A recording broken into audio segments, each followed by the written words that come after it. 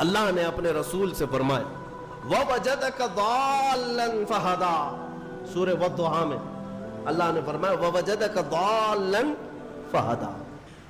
ضال کا مطلب عربی میں گمراہ، بھٹکا ہوا ہے، ایک معنی یہ ہے۔ ایک خصوصیت ہے عربی کی، ایک ورڈ کے کئی معنی آتے ہیں، کئی معنی آتے ہیں، عربی کی خصوصیت ہے۔ کچھ الفاظ تو ایسے ہیں جن میں ایک ورڈ ہے 70 معنی ہیں، الگ الگ معنی نکلتے ہیں۔ یا عقل والا دیکھ کر کے ترجمہ کرے گا یہاں کیا مراد ہے۔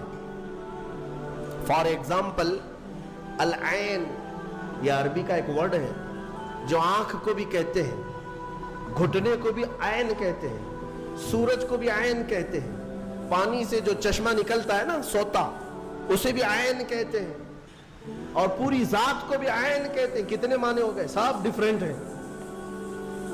آنکھ کو بھی عین، گھٹنے کو بھی عین، سورج کو بھی عین، پانی کے چشمے کو بھی عین، ذات انسان کو بھی عین۔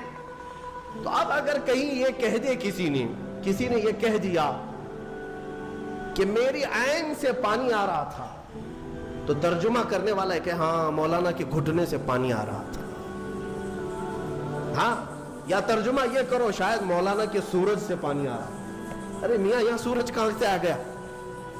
ہاں، عقل والا اتنا تو ترجمہ کرے گا۔ اگر یہ کہہ رہے میری عین سے پانی آ رہا تھا تو شاید ان کی آنکھ سے پانی آ گیا۔ سمجھ میں آیا؟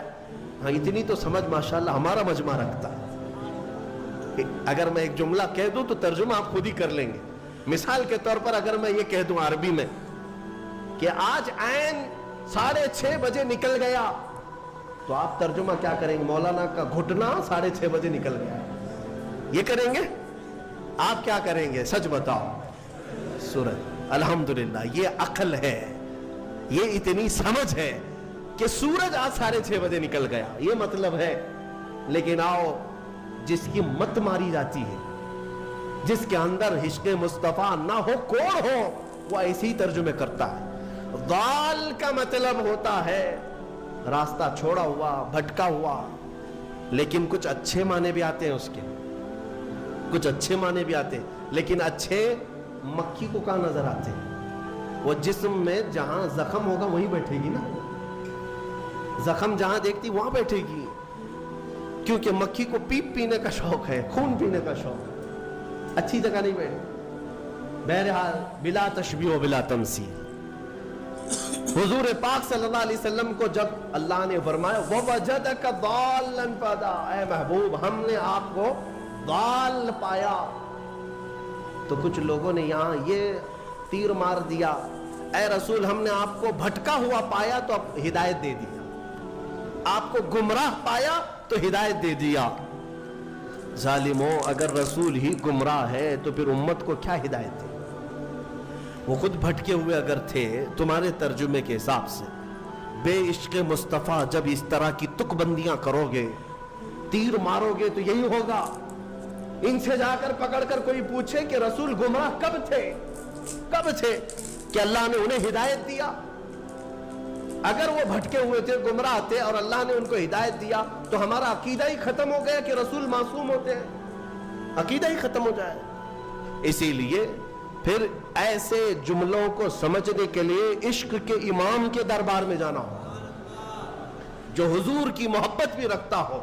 اور وہ بریلی کے امام کی بارگاہ میں جب ہم پہنچتے ہیں، پوچھتے ہیں وَوَجَدَكَ ضَالًّا فَهَدَى کا کیا مطلب نکلتا ہے، تو وہ عشق میں ڈوبی ہوئی زبان سے کہتا ہے اے محبوب ہم نے آپ کو اپنی محبت میں خود رفتہ پایا تو اپنی طرف راستہ دے دیا۔ کیا ترجمہ ہے؟